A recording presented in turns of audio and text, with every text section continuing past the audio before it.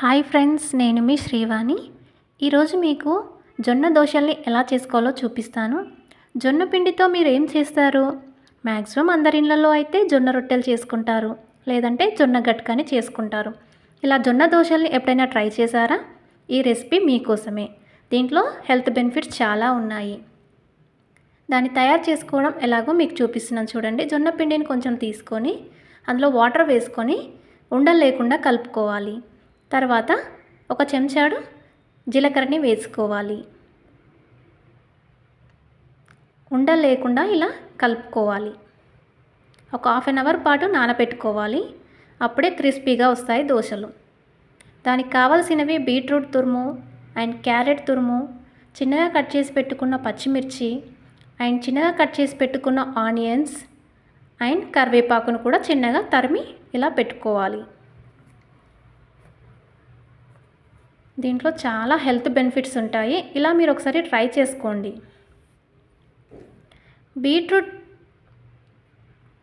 Beetroot మనకు చాలా help అవుతుందండి.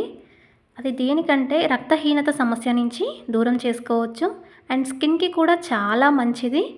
అండ్ బీట్రూట్ అనేది లంగ్స్కి అండ్ హార్ట్కి చాలా ఉపయోగపడుతుంది. ఇమ్యూన్ పవర్ని కూడా పెంచుతుందన్నమాట. దీంట్లో యాంటీ క్యాన్సర్ ప్రాపర్టీస్ చాలా ఉంటాయి. అండ్ క్యారెట్ గురించి తెలుసుకుందామా? క్యారెట్లో కూడా చాలా హెల్త్ బెనిఫిట్స్ ఉంటాయండి. ఇది స్కిన్కి కూడా చాలా మంచిది. దీంట్లో విటమిన్ ఏ అనేది పుష్కలంగా లభిస్తుంది.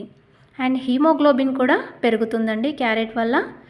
అండ్ బ్లడ్ షుగర్ లెవెల్స్ అనేవి బ్యాలెన్స్డ్గా ఉంటాయి.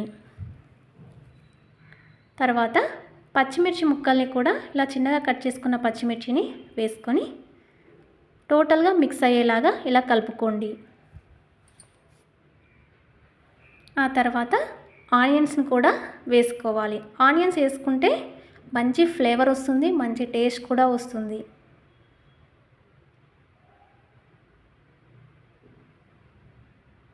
ఎప్పుడూ ఒకేలాగా కాకుండా ఇలా డిఫరెంట్గా ఒకసారి జొన్న దోశల్ని ట్రై చేసుకోండి. హెల్త్కి చాలా మంచిది. తర్వాత కరివేపాకును కూడా వేసుకోవాలి. కరివేపాకు స్కిన్కి, హెయిర్కి చాలా మంచిదండి. మీరు డైలీ కర్రీస్లలో కూడా వేసుకుంటే ఇంకా మంచిది. ఇలా నేను చూపించిన విధంగా కలుపుకోండి, అన్నిటినీ మిక్స్ అయ్యేలాగా. తర్వాత ఒక పెనం తీసుకోండి, అది వేడి చేసుకోవాలి.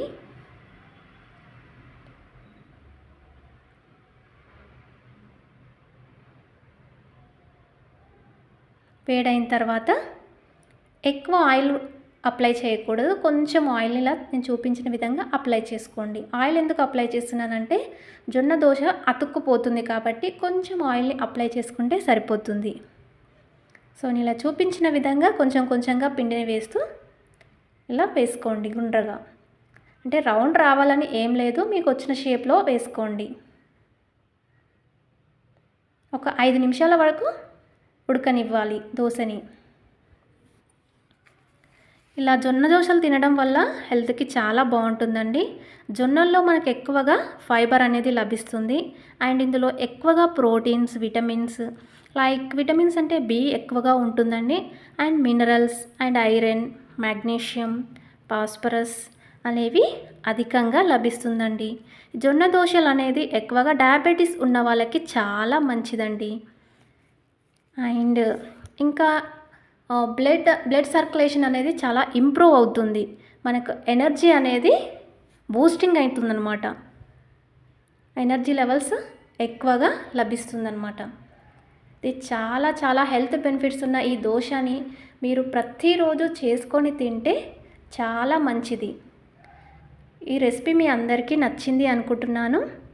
సో మీరు ఒక్కసారి ట్రై చేసి చూడండి. చూడండి ఎంత క్రిస్పీగా వచ్చిందో ఈ దోశ. మ్యాక్సిమం మీకు అందరికీ నచ్చింది అనుకుంటున్నాను. ఈ వీడియో అందరికీ షేర్ చేయండి. అండ్ కొత్తగా ఎవరైనా నా ఛానల్ చూస్తున్న వాళ్ళు సబ్స్క్రైబ్ చేసుకోండి.